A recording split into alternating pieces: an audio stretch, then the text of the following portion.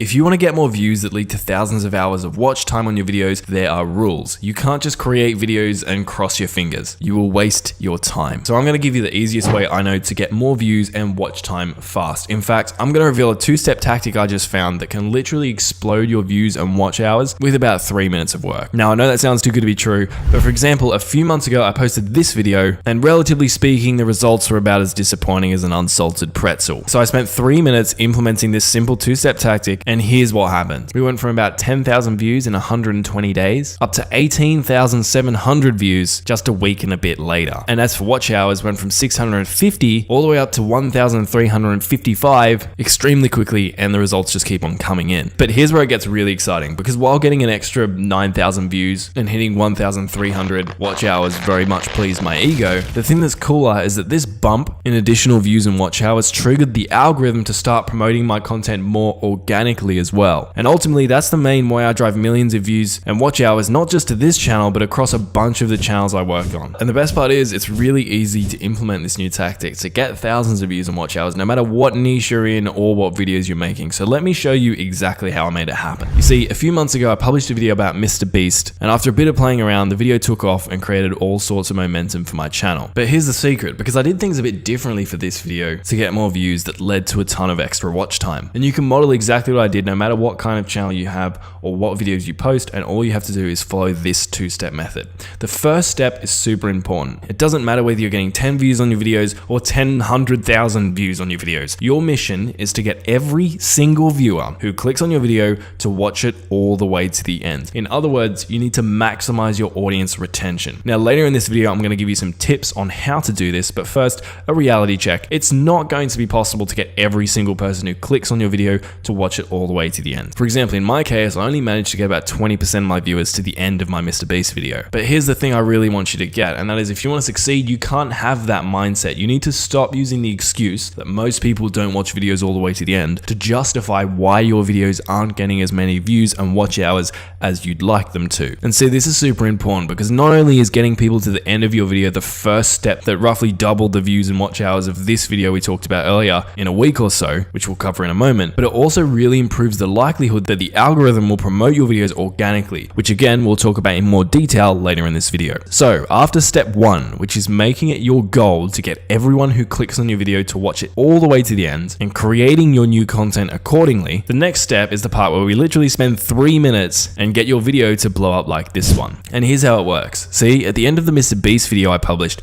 I shouted out my own video, this video, and added an end screen so that people could click it before the Mr. Beast video ended. And remember, because I put such a big focus on trying to get as many of my viewers to the end of my Mr. Beast video as possible, and roughly 20% of them reached the end of the Mr. Beast video, that means thousands of people saw me promoting my other video and had a chance to click on the end screen. And out of the people who saw that shout out, about 7% of them clicked on that end screen and went to watch the video. And here's the proof that it worked. Check out these comments. Bro, this guy's good. I came here from another one of his videos and clicked on the next video at the end. He ain't lying to you. Or this one. You used the same advice to make us click on your next vid. Mad respect. Okay, I'm in the loop now, you got me. All of these commenters came from my Mr. Beast video, and they're even acknowledging the fact that I managed to create a feedback loop that got them hooked into not just watching one of my videos, but then to watching another one of my videos, and then hopefully another one of my videos, and then hopefully another one of my videos. And that's the secret. When every single video you post creates some sort of feedback loop promoting another one of your videos, your views and watch hours can start to compound on themselves and grow much faster. Now, I wanted to give you this specific example of my Mr. Beast video because it illustrates this tactic very clearly, but obviously it's a slightly exaggerated case because my Mr. Beast video got hundreds of thousands of views, right? But here's the thing most people miss. Even if you're a brand new channel, this tactic can work just as well, but on a smaller scale. For example, let's say you post 10 videos, and on each one of those 10 videos, you implement the audience retention tips I'm going to share later in this video, so your videos are a lot higher quality, a lot more people watch them to the end, and let's say that on average, each of those videos gets 10 people, just 10 people, to watch it all the way to the end. Now let's imagine out of those 10 people who watch your videos all the way to the end, you get about 20% of them to click on the end screen to go watch another one of your videos, which is actually a pretty reasonable end screen click-through rate. For example, here are some other videos I've made. You can see this one, 25% of people clicked on the end screen, or this one, 23.4% of people clicked on the end screen. So it's very possible. So if just 20% of them make it to your outro, see you promoting another one of your videos, and click click on the end screens to the videos you're promoting, that's an additional 20 views for your channel that you've just generated essentially from nothing. If those 20 people then go and watch all your other videos all the way to the end, and maybe they even click on more end screens, that could be hundreds of additional minutes of watch time for almost zero effort. But it gets even better, because when you start creating feedback loops like this, you're gonna get even more views organically from the YouTube algorithm too, because the algorithm loves it when viewers keep coming back to the platform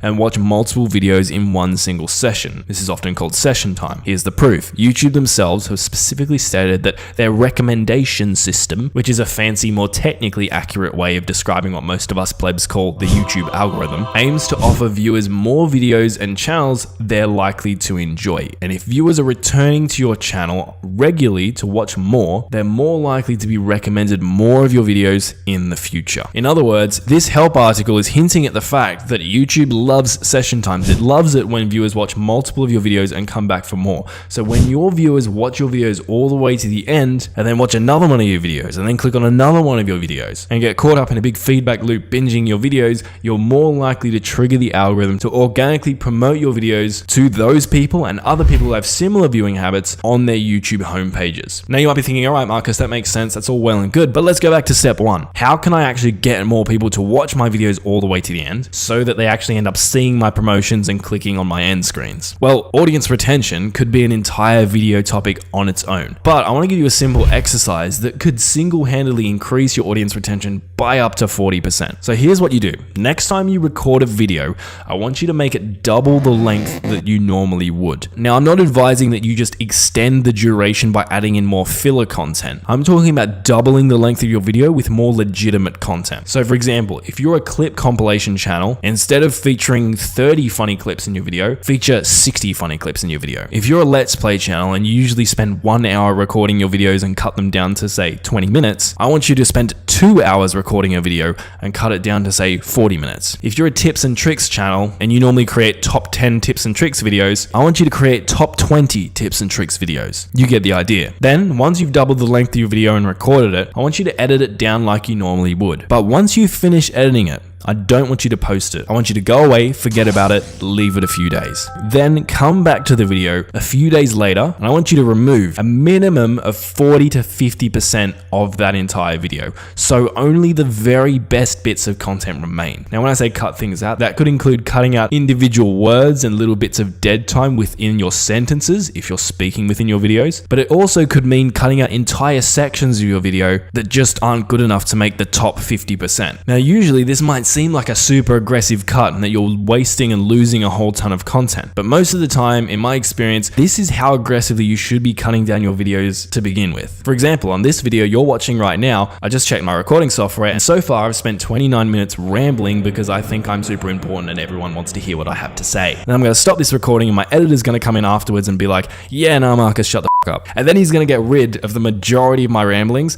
until this video will probably end up being about 7 to 15 minutes of only the top quality content. And most big YouTubers who have really high audience retention do this as well. Now you might be thinking, but Marcus, cutting down my video so much is going to hurt my watch hours, because if my video was longer, I would have had more opportunities to get more watch hours from the same amount of viewers. And that's true, but remember, because you're cutting down your video by 40 to 50%, you're going to be left with a higher quality video that more people will watch all the way to the end. And then when your viewers reach the end of your video, I want you to hit them with this little gem. At the end of your video, I want you to add an end screen to your video, and also I want you to record a short but persuasive call to action, aka a little segment where you essentially beg people to click on the video that's on screen. Now, I personally prefer to tailor my calls to action, or CTAs, for every single video, so each one is unique and flows nicely. But if you want a generic example of a call to action, you could say something like, if you enjoyed this video, click the video on screen, because in it I'll teach you how to build a waterproof teabag in Minecraft. Okay, so now you've cut down your video aggressively, you've only got the best moments, you've added a really strong call to action at the end of your video. What you're going to do is you're going to upload it to YouTube, and after you've added your title and description and metadata and all that kind of thing, you're going to come across to the video elements section, and you're going to come down, and on the add and end screen option, you're going to click on the add button. Then you're going to come up and click on elements. You're going to come down and click choose a specific video, and then you're going to select your how to make a waterproof teabag in Minecraft tutorial video, or whatever that video you're trying to promote is. Then what you're going to do is you're going to drag it out, make it as big as possible, and position it right front and center in the screen so people can't miss it. So then when you're begging all the people who made it to the end of your video to click on another one of your videos, there's going to be a big end screen element right in front of them, front and center, easy for them to click on. If your goal is to get more views and watch hours, building these feedback loops into your videos is going to be a great way to start compounding that. But obviously you're going to get way better results with this strategy if your videos are already getting a lot of views, because then more people are going to make it to the end of your videos and see your promotions. And so that's why you should click on the video on screen, because it reveals what is probably the most important factor to nail if you want your videos to get a lot of views. And spoiler alert, it has nothing to do with your titles or thumbnails. Check it out.